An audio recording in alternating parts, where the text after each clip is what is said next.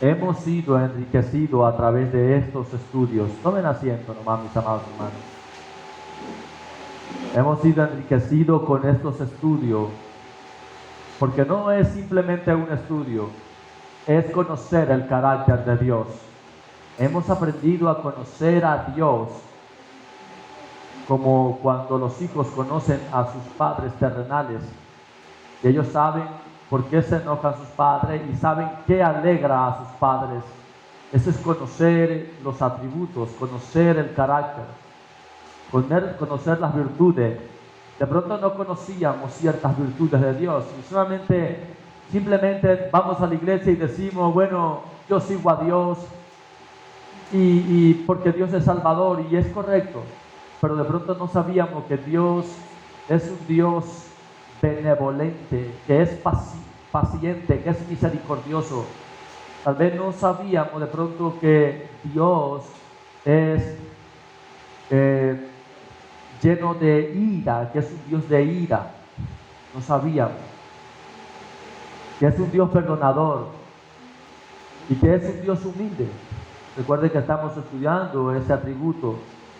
Empezamos la semana pasada, el domingo pasado. Estamos estudiando la humildad de Dios. Y de pronto nos suena como que la humildad de Dios, como que Dios tendría que, como que suena como a humillación, como que Dios se tiene que humillar para ser humilde. Hermano, no hay otro ser más humilde que nuestro Señor. A tal punto, hermano, a tal punto que los hombres de Dios en la Biblia dicen, ¿quién es el hombre para que Dios se acuerde? Para que Dios tenga memoria del hombre. El hombre no es nada. Algunos hombres dijeron que eran gusanos. Somos gusanos, somos insectos, por decirlo así en estas palabras, delante del Señor. Mas sin embargo, Él ha venido a hacernos favores. Pero ese sentido de que Dios ha venido a hacernos favores, hermano, no nos debe motivar a sentirnos favoritos o privilegiados o orgullosos, sino más bien el sentido de que el único Dios nos ha venido a hacer favores, nos demanda a nosotros a que nos vivamos humillados de que qué grande es nuestro Dios, que se tomó un tiempo para hacernos favores. Naturalmente yo decía que las autoridades, y hablando desde el tiempo de la monarquía, en el tiempo de los reyes, ellos mandaban, ellos ordenaban que le hagan favores. Los reyes no hacían favores, eran los súbditos que le hacían favores al rey, porque ellos ordenaban. Pero nuestro Dios es diferente. Nuestro Dios no es un rey terrenal, hablando en ese sentido. Él es el rey de los reyes. Él es el único poderoso y no hay otro por encima de Él. Hermanos, y Él nos ha hecho favores a nosotros. Es decir, que cuando vamos delante del Señor a pedirle, Él nos concede el favor, Él nos hace el favor. Y Él inclina su oído para escuchar. Él inclina su oído para escuchar. Y Él extiende su mano para librar y salvar. Y todas las gestas maravillosas que el Señor ha hecho a través de la historia, y por no dejar a un lado la gesta de nuestro Señor Jesucristo, cuando vino a salvar al más vil pecador, es decir, a mí, vino a salvarme de la condenación, del pecado y de la muerte. Ahora,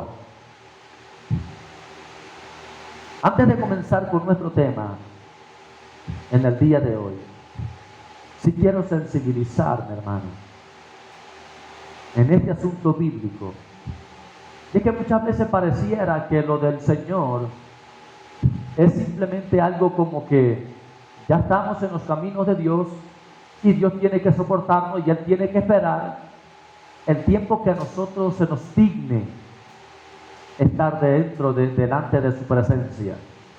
Y créame que estamos equivocados y no debe de ser así. nosotros deberíamos de procurar correr para estar delante de Él. Deberíamos de ser siervos diligentes, que no lo somos. Procuraríamos estar a tiempo con Él, estar a tiempo con Él. Hermanos, es muy importante esa parte. Dios no es solamente un Dios que socorre a los hombres. Dios es un Dios digno de respeto y de honra y de alabanza. Entonces vamos a entrar en el tema. Yo les dije que continuaríamos desde Salmos capítulo 51, desde el verso 1, porque ahí nos quedamos, para seguir con este atributo de la humildad de Dios.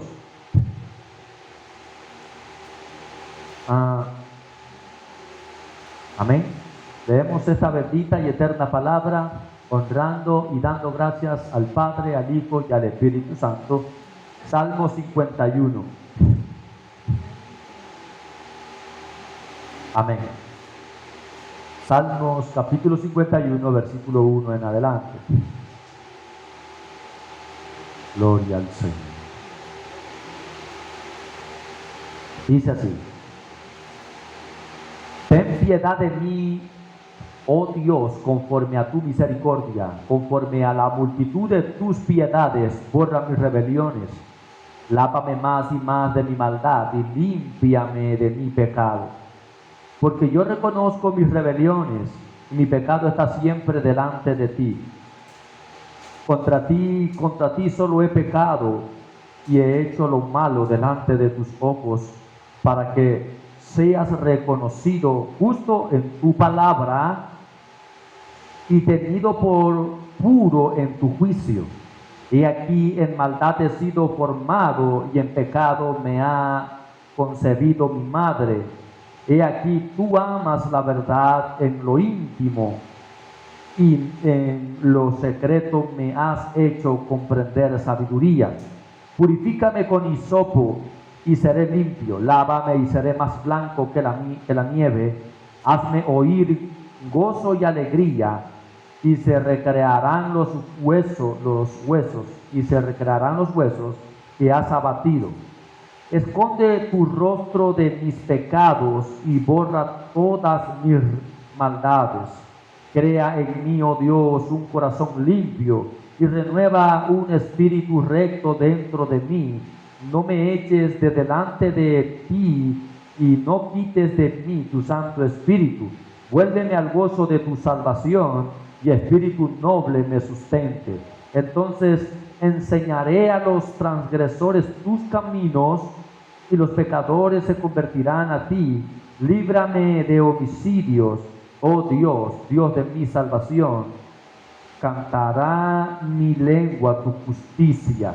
Señor, sobre mis labios he publicado, Señor, sobre mis labios, y publicará mi boca tu alabanza, porque no quieres sacrificio que yo lo daría. No quieres holocausto. Los sacrificios de Dios son el espíritu quebrantado. Al corazón contrito y humillado no despreciará tú, oh Dios. Padre, muchas gracias. Gracias por esta tu palabra, por tu amor y por tu misericordia. Señor, te pido en esta hora que nos hables y nos exhortes, Señor, y que podamos comprender estos dichos y que podamos ver a través de tu palabra esa humildad que tú tienes, que aún cuando nos hablas a través de tu palabra eres tan humilde, Señor, porque lo justo es que tú nos consumas, pero la humildad tuya nos lleva a darnos esa pauta para aprender de tu palabra y que no caigamos en el error, en la ignorancia, y sean abiertos nuestros ojos, sean lavados con colirios. Gracias, Señor, te damos en el nombre del Padre, del Hijo y del Espíritu Santo. Amén y amén. Gloria a Dios, aleluya. Bien, he tomado la mayor parte de este salmo para hacer un enfoque muy importante y no dejar de lado qué es lo que está pasando en este salmo, porque en este salmo está pasando algo muy grave.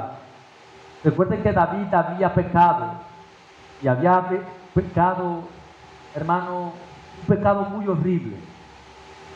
En primer lugar, él había matado a uno de los hombres más valientes que él tenía, a uno de sus soldados.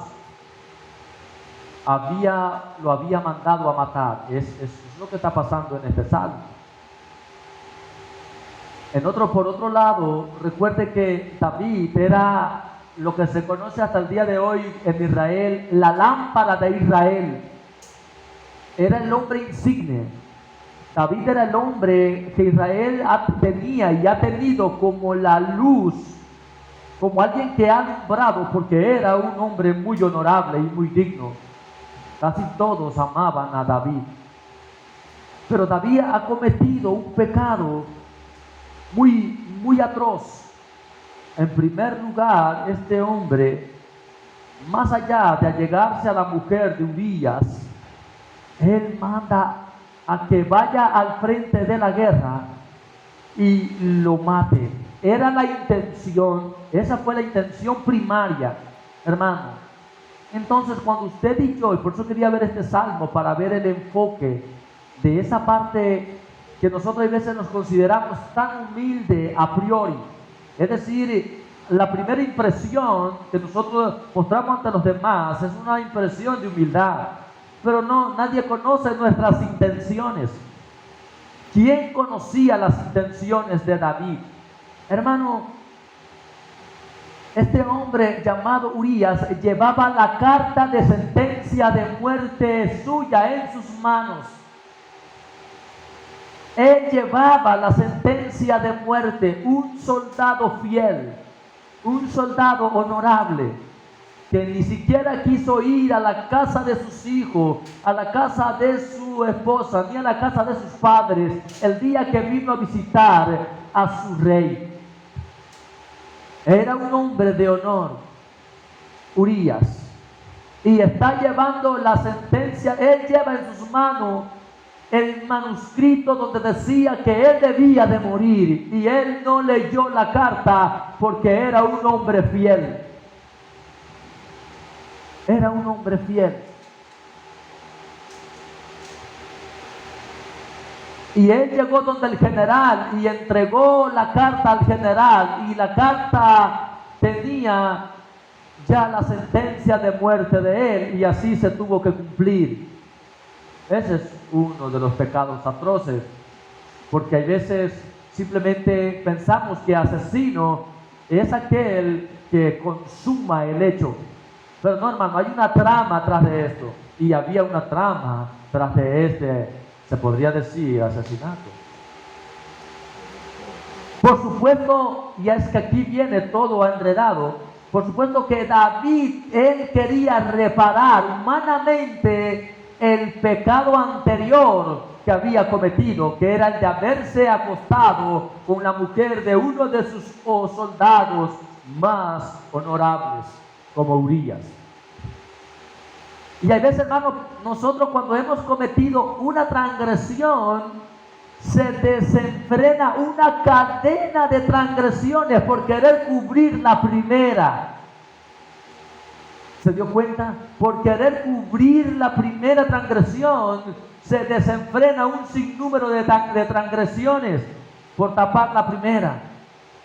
Cuando podemos nosotros, está bien, caímos en la primera, caímos, y debemos a la primera caída reconocer que caímos y no taparlo.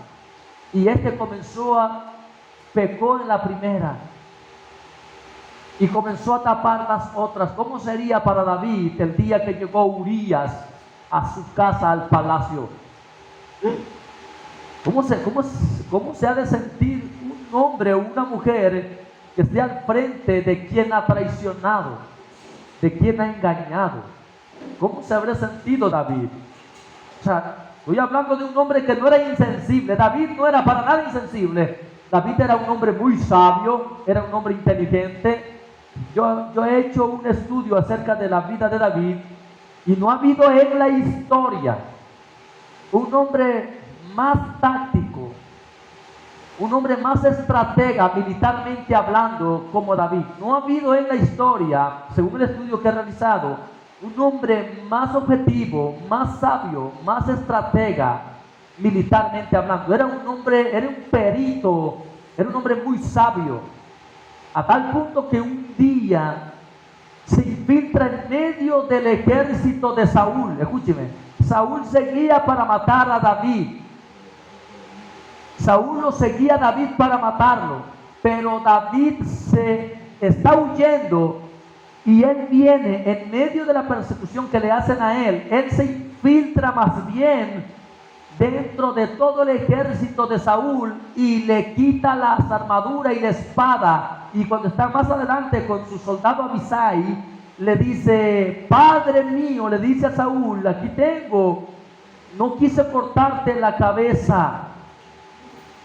Saúl se queda como loco. ¿Cómo es posible? Rodeado de sus generales, rodeado de sus soldados, este hombre fue y se introdujo. David no era un hombre insensible, era un hombre muy sabio, era un hombre muy inteligente, era un perito en todo. Entonces, mis amados hermanos, este varón entonces quería cubrir el primer pecado. Hermanos, muchas veces así estamos nosotros, queriendo cubrir el primer pecado, y cubrimos muchos pecados, y hasta que cuando todo explota ya no tenemos opciones, y es cuando viene la caída grande.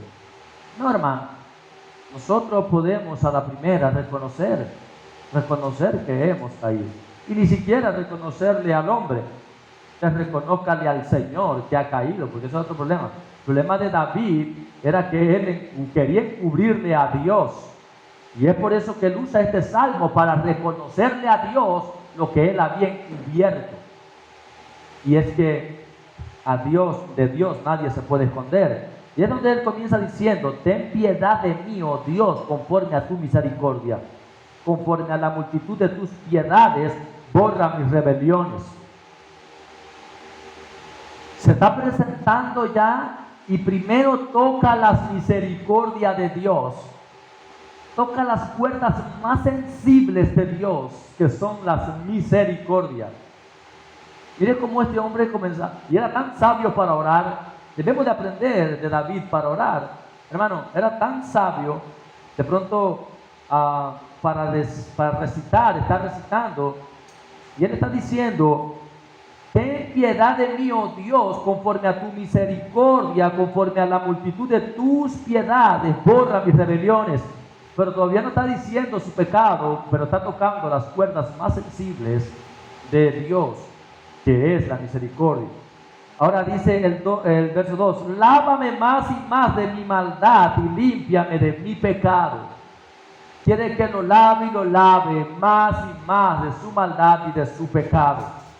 Luego en el 3: porque yo reconozco mis rebeliones y mi pecado está siempre delante de ti. Está reconociendo su pecado, y está diciendo que Dios no es ajeno a lo que él ha pecado. Dice: contra ti solo he pecado y he hecho lo malo delante de tus ojos, para que seas conocido justo en tu palabra. Hermano, aquí hay una fraseología muy interesante, y es que contra ti solo he pecado. Parecía ser que David había pecado contra Urías, pero no había pecado contra Urías. Hermano, recuerde que el Señor Jesucristo usa estas palabras allá en el libro de Lucas, si no me equivoco, Lucas capítulo 1, parece que es, donde el Señor dice: ay de aquel, Lucas capítulo 17, ay de aquel que se meta con uno de mis pequeñitos, mejor le fuera que se echase al mar con una piedra de molino, antes que sea piedra de tropiezo a uno de mis pequeñitos. Entonces, este hombre está diciendo que ha pecado contra Dios, mas no contra aquel hombre que mandó a que fuera asesinado. Ahora dice, en la última parte del verso 4 dice, y tenido por puro en tus juicios. Es decir, él se está culpando, David se está culpando para que la palabra del Señor sea palabra justa, sea verdadera y sus juicios sean puros. He aquí en maldad he sido formado y en pecado me concibió mi madre. Hermano, ahora David está tomando el Génesis. David está tomando el principio. Aquí está tomando el Génesis cuando usa esta expresión. He aquí en maldad he sido formado y en pecado me concibió mi madre. Entonces usa el Génesis en esta parte para tomar la simiente donde los primeros padres pecaron en el huerto del Edén. Y él está haciendo un asunto donde dice que él también es de la descendencia de los caídos. Por supuesto, este verso ha sido muy mal interpretado y tergiversado en todo el sentido de la palabra. Muchos han argumentado que David era producto de un adulterio de su padre Isaí, producto de su padre. Entonces, hermano, aquí no hay ningún tipo de adulterio, ni mucho menos que David era hijo de otra mamá, ni de otro papá. No es eso. No hay ningún otro registro bíblico que lo diga, sino que basado en ese verso lo afirma. Más bien David está tomando el Génesis y está él confesando su naturaleza caída. Está reconociendo que es un hombre malo, que es un hombre pecador.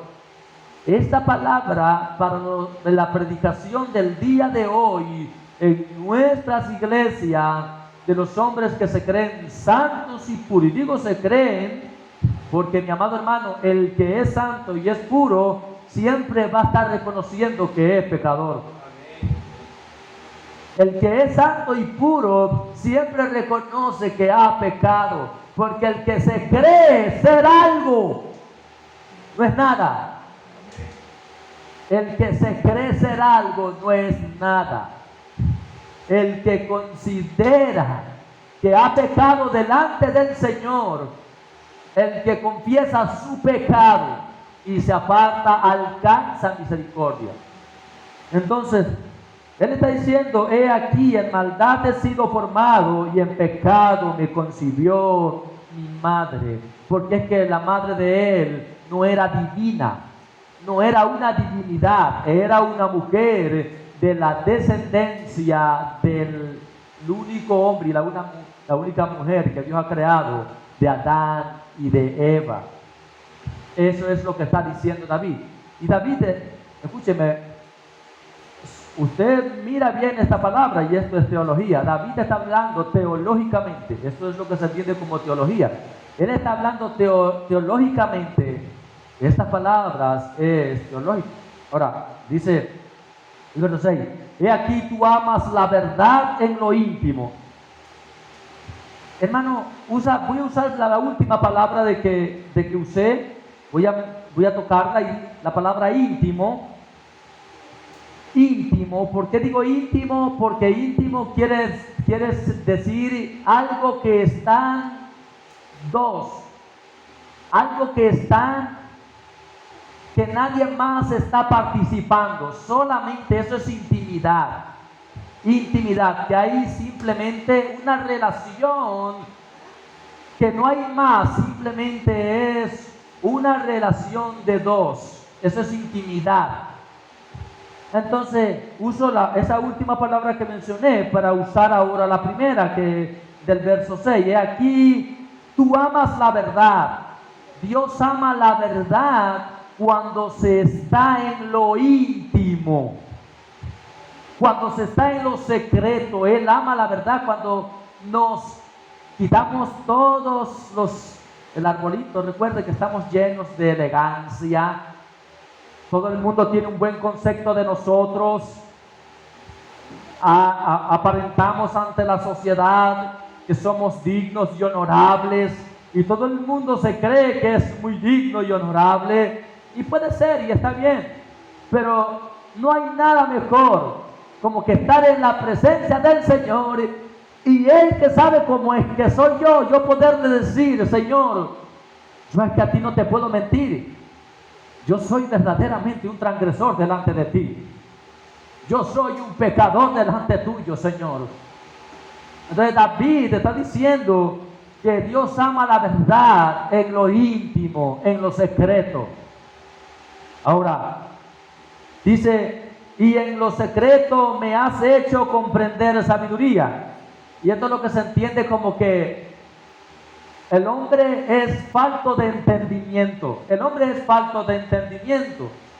El hombre no tiene sabiduría, a tal punto que el libro de Proverbios, capítulo 1, versículo 7, dice que el principio de la sabiduría es el temor a Jehová. El principio de la sabiduría es el temor a Dios. Mientras, y esa es la implicación: si un hombre no teme a Dios, es un hombre ignorante, ignora las cosas de este mundo o las cosas hermosas. Entonces dice que en lo secreto me has hecho comprender sabiduría. Mientras no tenía esa intimidad con Dios, no tenía ninguna sabiduría. Por eso es que vivía encubriendo su pecado, hermano. Y eso es para nosotros.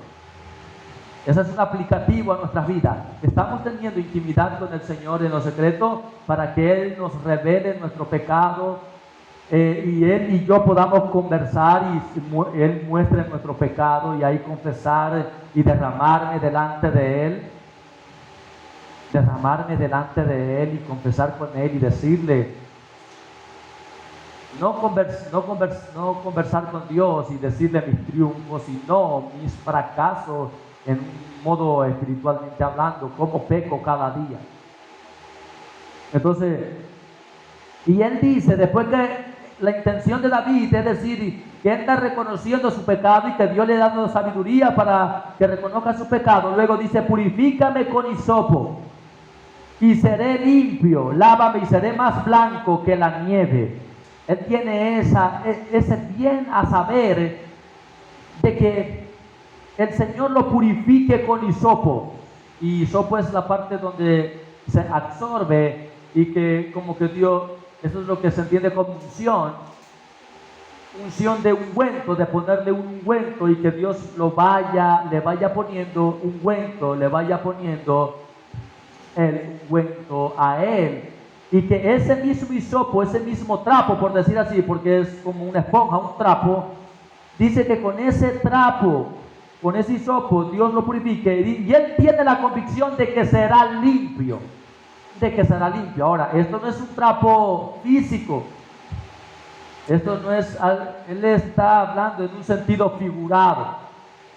Dice: y seré limpio, lávame y seré más blanco que la nieve. Mire la confianza en quién está. La confianza está en que su Dios lo lavará y él será más blanco que la nieve a causa de su pecado. Había pecado muy gravemente, pero tenía la convicción de que su Dios mismo lo llevaría a intimidad y que Dios mismo lo haría reconocer su pecado y que Dios mismo lo limpiaría y lo dejaría mejor que al principio. Dios mismo trabajando en la vida de este hombre. Bien, hazme oír gozo y alegría, porque estaba muy triste, y se recrearán los huesos que has abatido. Y yo decía que quería compartirle un testimonio, hermano. Ayer tuve la oportunidad de predicarle a una persona intelectualmente hablando, bien alto en este sentido, muy preparada, con muchos doctorados, másteres y muchas cosas. Este hombre dice: Melesio, usted que es un hombre de Dios, ¿puede decirme cuál es mi talento? Bueno, yo le digo: usted es un médico, es su talento. Él no lo sabía, es un médico, no sabe cuál es su talento, es un médico, ese es su talento. Dice, ¿qué puedo hacer con mi talento? Ayude a otros que no saben lo que usted sabe y que necesitan de lo que usted sabe. Es su talento.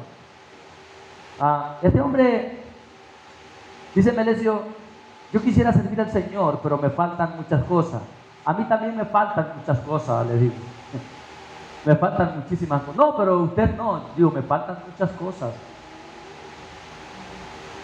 Es como hermano, él se sintió como, si este es un hombre que siempre anda correcto, y él considera que él anda incorrecto, pero a mí también me faltan muchas cosas. Y él dice, Melesio, quiero decirle otra cosa, pero yo cuando, dice, yo no oro mucho, yo no sé orar, casi no oro, y yo no leo la palabra. Yo le digo, mire, y ese es lo importante, que uno tiene que ir en oración delante del Señor, y uno tiene que ir con la palabra del Señor para ser aconsejado y amonestado. Y él dice, pero yo tengo algo bueno, es que yo escucho alabanza. Cuando tengo muchos problemas, yo escucho alabanza, porque las alabanzas me alivian. Yo le digo, mire, yo quiero decirle una cosa, que usted está muy equivocado. Y él dice, ¿por qué está muy equivocado? Porque usted escucha alabanza. Uy, dice que es malo escuchar alabanza. No, no es malo escuchar alabanza. Pero entiéndase, le digo, amigo, que la alabanza no es para el hombre. Y ese es el error grande que tenemos los cristianos, los creyentes. La alabanza no es para el hombre. A veces queremos escuchar una alabanza porque queremos aliviar nuestras penas. Y nos refugiamos en la alabanza. Hermano, es un error. Es un error. Todos los hombres de la Biblia que cantaron alabanza, ellos la cantaron porque estaban en problemas y la cantaron al Señor estando en problemas, mas no se fueron a escuchar una alabanza para ser librados del problema. La alabanza es para Dios, porque Él es el que habita en medio de la alabanza de su pueblo. Cuando un pueblo alaba, suceden cosas maravillosas.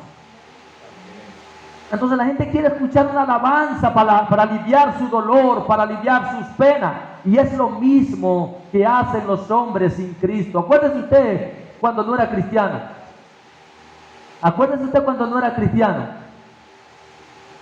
Cuando usted no era cristiano, mi amado hermano, usted tenía un desprecio, usted tenía una pena. Usted corría a los vallenatos, corría a las baladas de recuerdo, a las baladas de ayer. Y usted quería aliviar sus penas, como dice esa música, y mitigar las penas. Usted quería borrar las penas de su alma, de su corazón. Sentía un dolor en el pecho y quería con una canción quitar. Y esa canción lo llevaba a los tragos, y los tragos lo llevaban al suicidio. El suicidio lo llevaba a la traición. Perdón, el trago lo llevaba a la traición, el trago lo llevaba a pecar. Porque usted quería una canción para que le alivie el alma. Y no hay una canción para aliviar el alma. Hay, ¿mande? Sí, así es. Pero ahorita que somos cristianos, dice que la alabanza cambia las cosas, porque esa nos llena de gozo, de alegría. Y dice que Dios habita en medio de la alabanza y ahí está Dios. Pero tenemos que cantar a Dios. Claro, pero es que esa es la intención, que tenemos que cantarle a Dios para que Él venga y se manifieste en medio de su pueblo. Pero lo que yo estoy diciendo es que este hombre dice que él escucha una alabanza para ser él aliviado, no que él la canta, que él escucha para ser aliviado. No es que yo tengo que escuchar una alabanza para ser aliviado, yo tengo que cantar a Dios. Porque David cantaba a Dios en medio de sus problemas. Cuando yo tengo un problema, canto alabanzas al Señor. Para que Él se goce, para que Él vea que en medio de mi aflicción yo lo adoro y lo alabo. Entonces Él se glorifica y se goza en medio de la alabanza.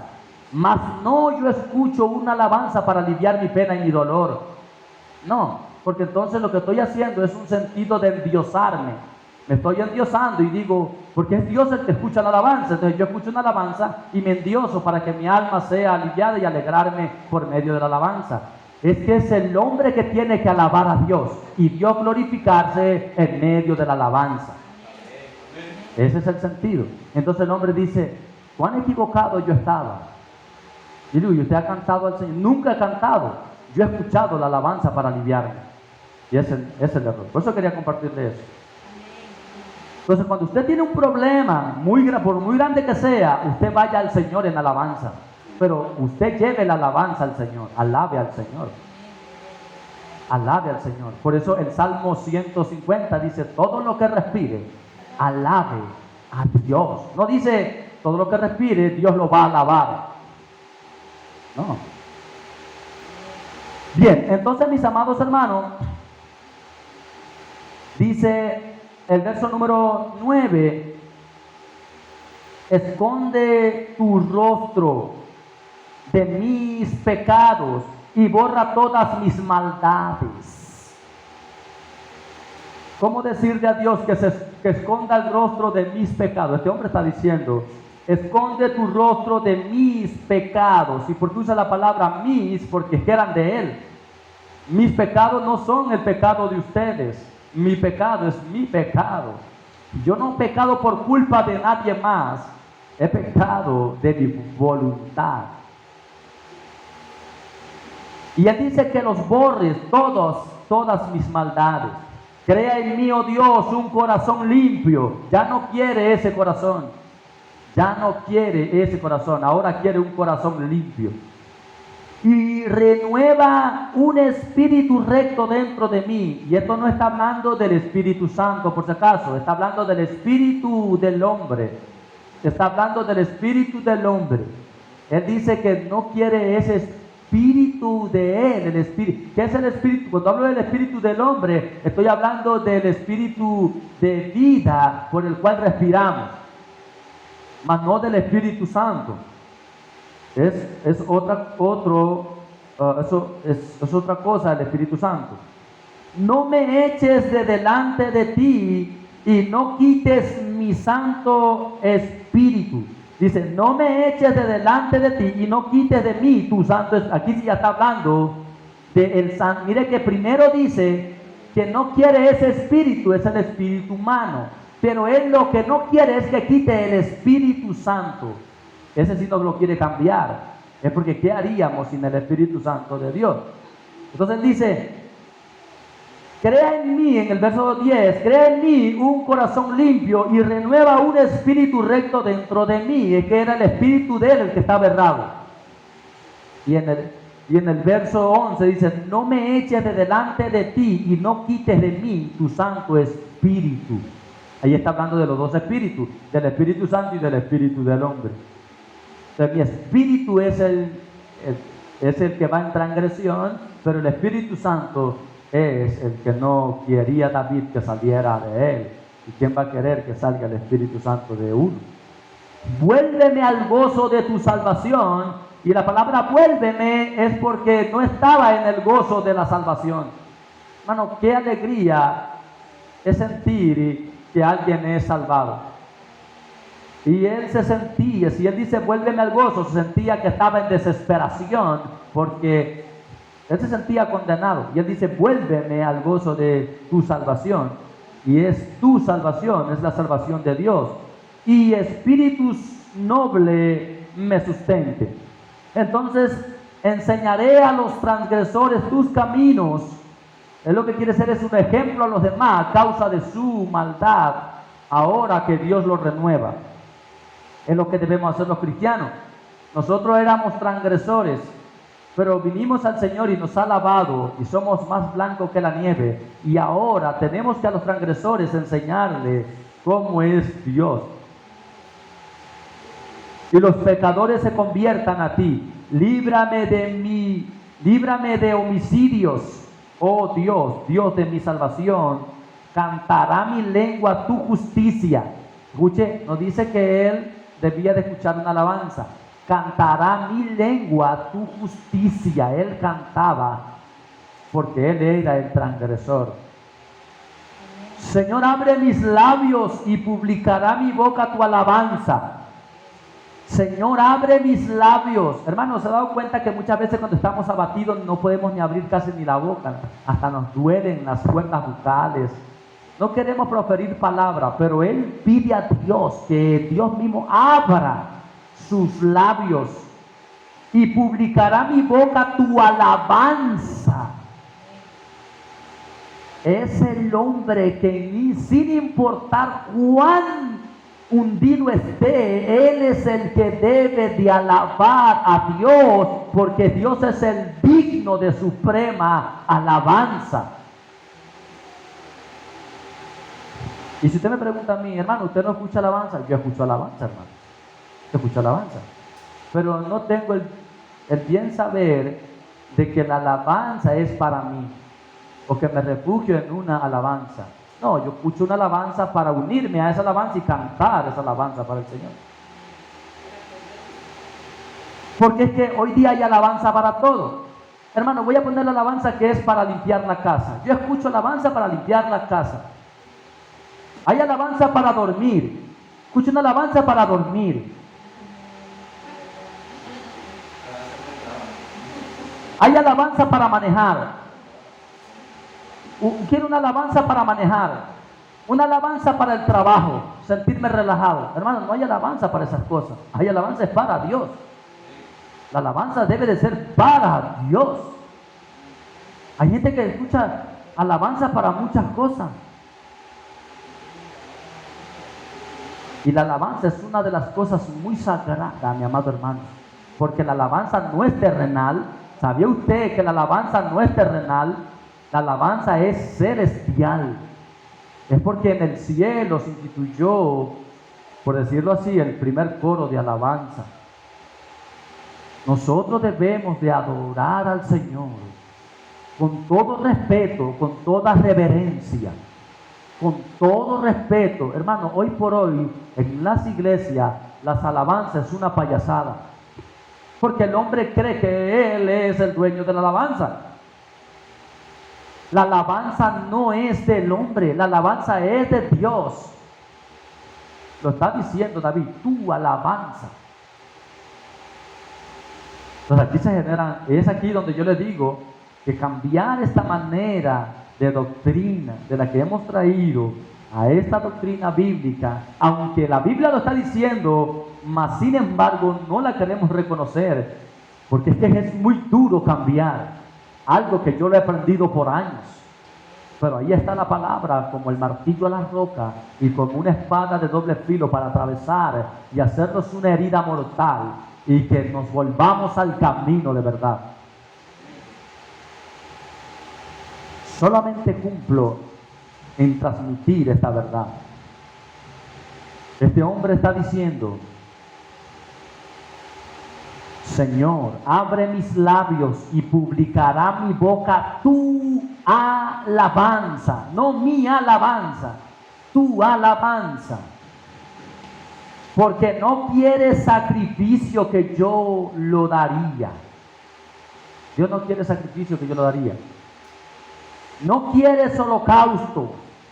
Los sacrificios de Dios son el espíritu quebrantado, humillación, humildad. El corazón contrito y humillado no despreciarás tú, oh Dios.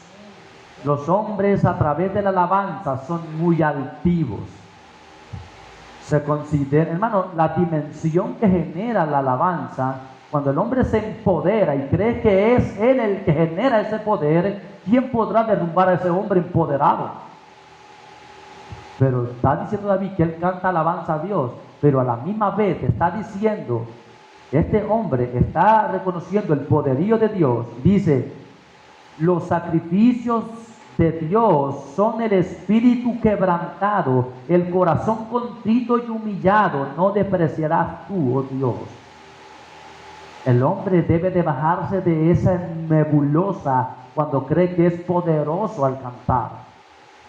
Recuerde que al quien Dios destituyó de los cielos era un ministro de alabanza. Al diablo mismo se consideraba el emperador de las alabanzas. se llenó de orgullo y Dios lo destituyó. Simplemente para que salgamos de esa teología que de pronto hemos traído por muchos años. Dice, nuestro Dios nos da una clase magistral sobre la humildad, ya que Él es Dios,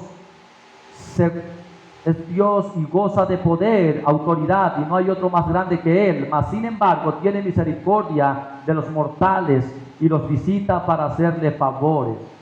Esto sí es humildad de la grande, yo mencionaba la semana pasada. Amén. Dios, mi amado hermano, ha tenido ese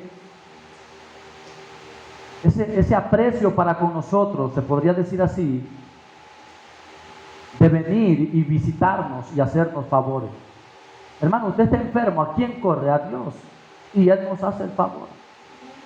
¿Quién más nos va a hacer el favor? Mire, hermano, con esto de estos virus ahora, uno ni siquiera puede ir a visitar al familiar porque se contagia.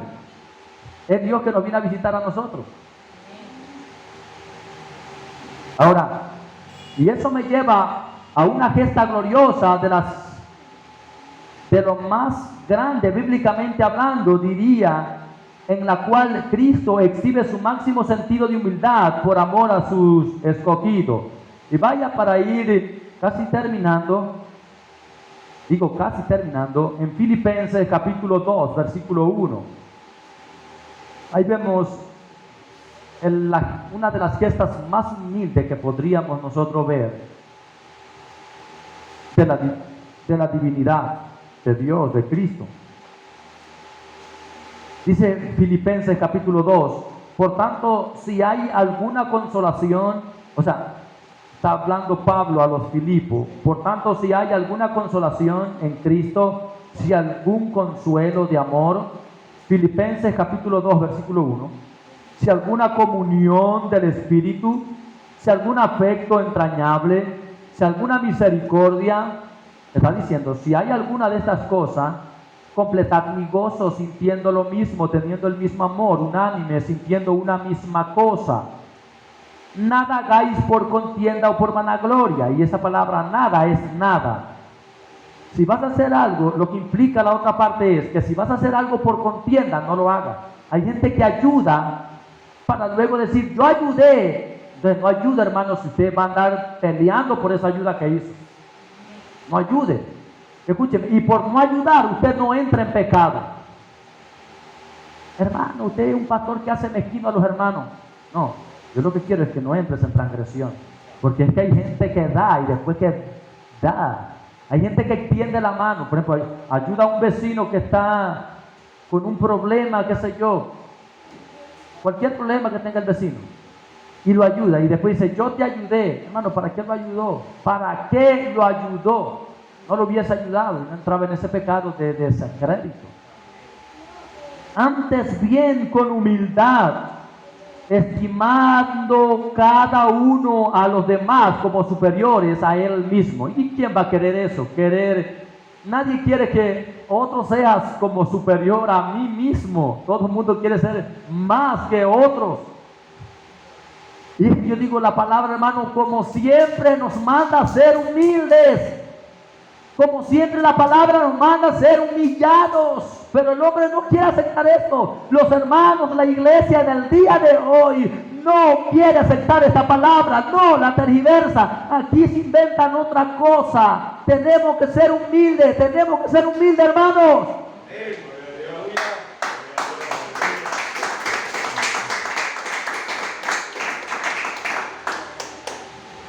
No mirando cada uno por lo suyo propio, otra vez.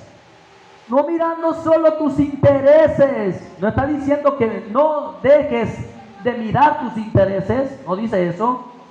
Mire lo que dice la gramática. Vea el texto. Mire, dice, no mirando cada uno por lo suyo propio. No mirando cada uno por lo suyo propio. Ese está en imperativo, está diciendo que tiene que también, al mirar lo suyo, mire los de los demás, no solamente lo suyo propio, sino cada cual también por lo de los otros. Ahí está la explicación, sino también por lo de los otros.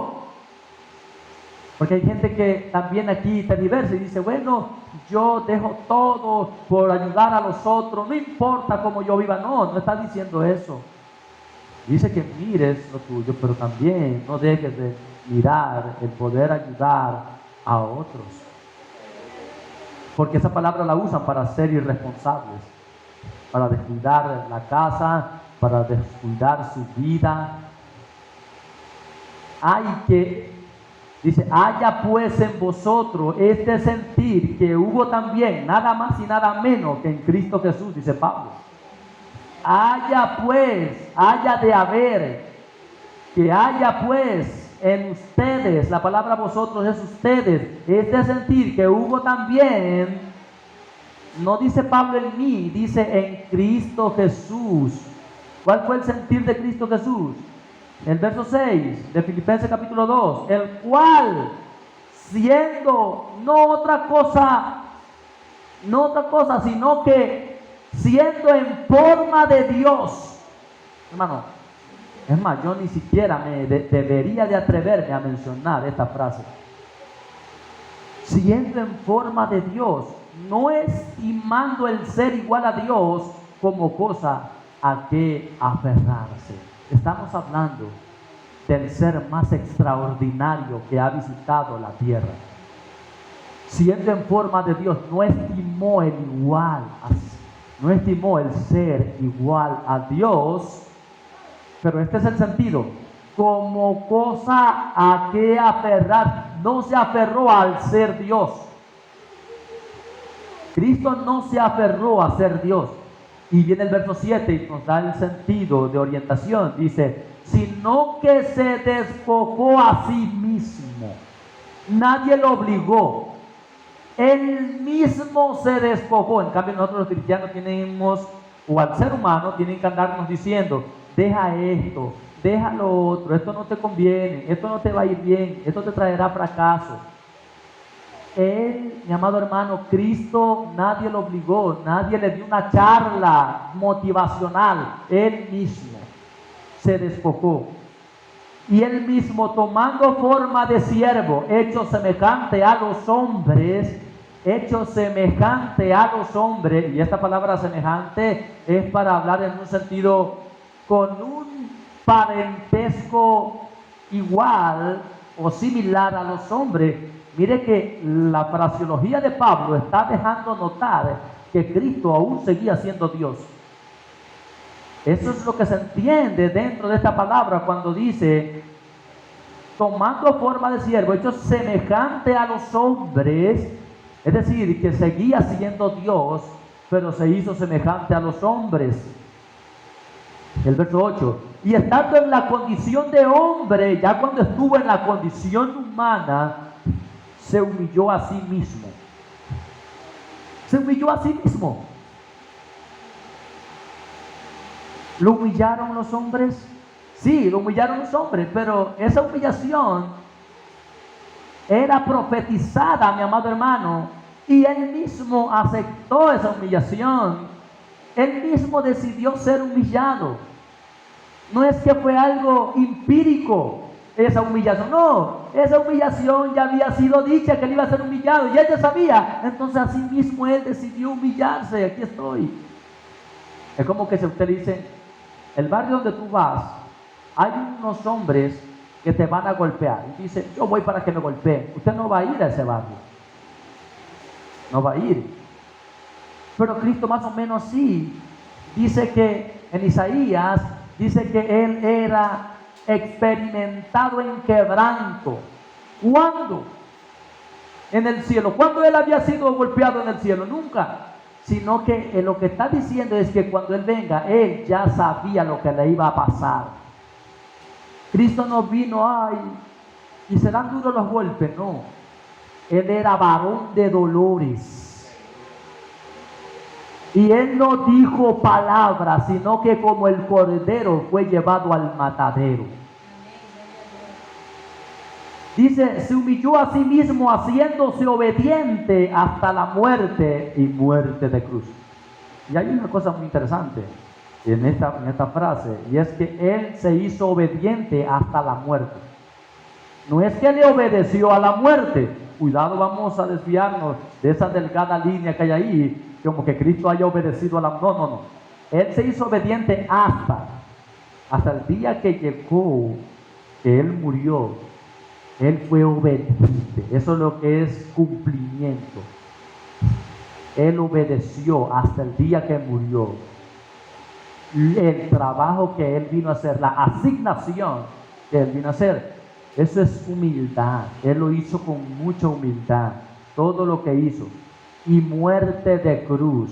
Y esa frase que luego sale, y muerte de cruz, después de que ha dicho obediente hasta la muerte, y luego dice, y muerte de cruz, es para recalcar que la muerte no fue causada por otra cosa, sino por la cruz o en la cruz.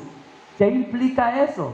Que la cruz era una de las muertes que se le daba a los hombres los hombres más aberrantes, a los malditos, a los más perversos. Y Él fue tan humilde, él siendo santo, sin mancha, sin pecado, decide ser humillado en ese tipo de muerte con esa cruz. No es tan fácil como parece, no es tan sencillo. Como un criminal, hasta la muerte como un criminal. Es para dar a entender que es que no fue cualquier muerte, y no fue cualquier obediencia, y no fue cualquier humillación, no fue cualquier humildad. Nadie ha sido más humilde que nuestro Señor Jesucristo. Por lo cual Dios también lo exaltó hasta lo sumo y le dio un nombre que es sobre todo nombre. Por ese tipo de humildad, por obedecer hasta la muerte y muerte de cruz, Dios también lo exaltó hasta lo sumo. Es decir, hasta lo sumo es la parte donde de pronto una fruta, cuando se la exprime, lo que ella bota de la cáscara, es decir, hasta Cristo es tan exaltado como en el cielo y como en la tierra. O sea, todo lo que, ¿cómo podría yo explicar? Todo lo que Él es exaltado. Por eso es que no hay hombre que se exalte, nadie debe exaltarse. Él es lo más exaltado que hay. O sea, yo no tengo palabra para expresar eso. Es más, retiro mi palabra. No podría expresar cuán grande es la exaltación del Señor. Yo no, humanamente, al menos yo no tengo una palabra para definir lo grande, alto. Aunque yo diga extremadamente extraordinario y no cabe, no hay término para señalar cuán poderosísimo, cuán exaltado y cuán alabado es Él. Cristo es el más grande ejemplo de la humildad. Es por eso que Pablo exhorta a los hermanos en Filipo que se conduzcan en humildad y que miren a Cristo, que era Dios encarnado y se despojó de todos sus privilegios divinos, pero sin dejar de ser divino, y se humilló a tal punto de no usar sus poderes para bajarse de la cruz, que era lo que esperaban los judíos, pero no, Él decidió morir en la cruz con toda humildad por salvarme a mí, que soy un vil pecador. David supo decir que Dios es el que nos da un espíritu noble. Por eso él rogaba que lo renueve, porque era grande su pecado. Y nosotros ya vimos eso en Salmo 51, 10 al 12, ya lo vimos.